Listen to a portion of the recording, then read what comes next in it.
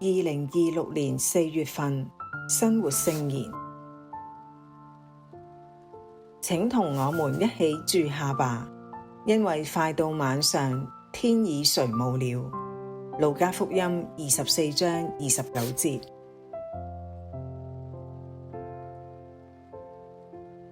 路加福音講述咗耶穌兩位門徒前往厄瑪烏路上嘅旅程。佢哋感到失望，因為佢哋嘅夢想、計劃以及同主共度嗰啲充滿力量嘅時刻破滅咗，於是決定返去家鄉，重新開始佢哋之前嘅生活，同主耶穌相遇之前嘅生活。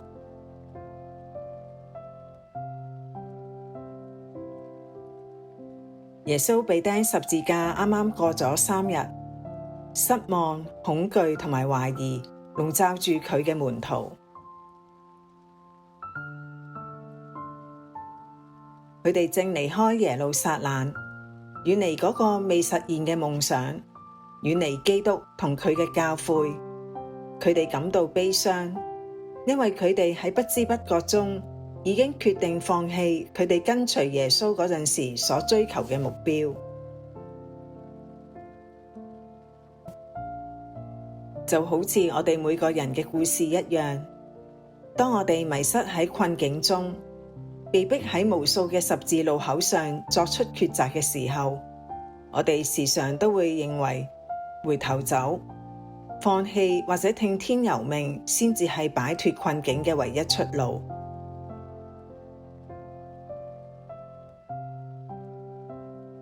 我哋當中邊個唔熟悉厄瑪烏嘅客棧？邊個未曾經喺某個夜晚，當一切似乎都已經失去希望嘅時候，走過呢一條路？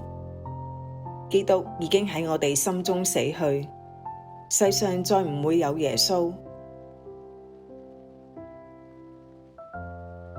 請同我們一起住下吧，因為快到晚上，天已垂暮了。路加福音24章29節。喺路上，一位陌生人加入咗，同佢哋同行。佢似乎對啱啱發生嘅事一無所知，開始提出尖銳嘅問題。呢一啲問題觸及咗佢哋內心深處所有嘅痛苦同埋絕望。佢首先聆聽佢哋嘅傾訴，然後開始講解聖經。呢一個係一場對話，一次令人難忘嘅相遇，以至於即使佢哋當時冇認出耶穌，仍然懇求佢留落嚟陪伴佢哋，因為已經夜啦。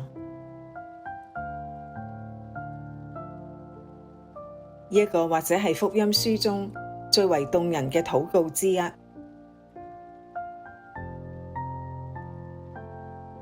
呢一個係門徒向復活嘅耶穌獻上嘅第一個祈求，亦都係我哋所有人都可以向佢發出感人至深嘅邀請，希望佢同我哋喺埋一齊，喺我哋中間。兩位門徒喺佢擘餅嘅時候睜開咗眼睛，佢哋終於認出咗耶穌。喜悅嘅心情驅使佢哋返去耶路撒冷，向朋友宣告耶穌已經復活嘅喜訊。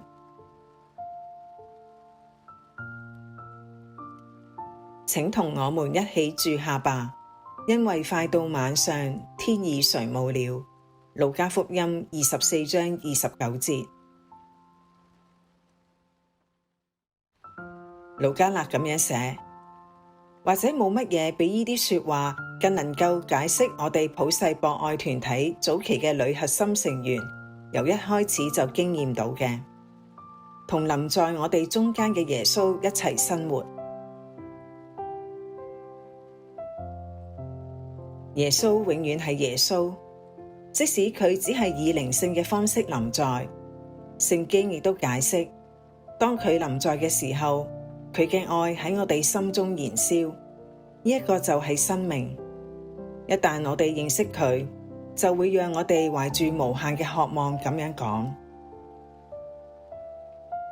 主啊，請同我們一起住下吧，因為快到晚上，天已垂暮了，冇咗你就係黑夜。黑夜象徵住黑暗同埋未知，象徵住我哋因為唔相信佢嘅存在而無法揾到光明，但係佢始終同我哋喺埋一齊。黑夜籠罩住我哋嘅星球，佢飽受兄弟相殘嘅鬥爭衝突同戰爭嘅摧殘蹂躪，而呢一啲戰爭嘅持續不斷，源自於對權力同埋金錢嘅貪婪。夜晚係千千萬萬人嘅噩夢，佢哋再唔能夠發聲反抗不公同埋壓迫。我哋應該點樣先至能夠意識到耶穌嘅臨在？佢嘅臨在並唔係總係按照我哋所期望嘅方式顯現。我哋點樣先至能夠明白佢同我哋同行，並設法讓我哋認出佢臨在嘅跡象？最重要嘅係，我哋點樣先至能夠創造條件，讓佢顯現並且與我哋同在？呢一啲問題，我哋或者並唔能夠總係能夠揾到答案，但係佢哋敦促我哋唔好放棄尋找耶穌，要將目光聚焦喺嗰位我哋常常忽略嘅旅伴身上，要認識到，如果我哋彼此相愛，佢就會臨在喺我哋中間。通往厄瑪烏嘅路上，象徵住我哋所有人嘅旅程。佢係同主相遇嘅道路，係使我哋心中重獲喜樂嘅道路。佢引領我哋回到團體當中，共同見證基督嘅復活。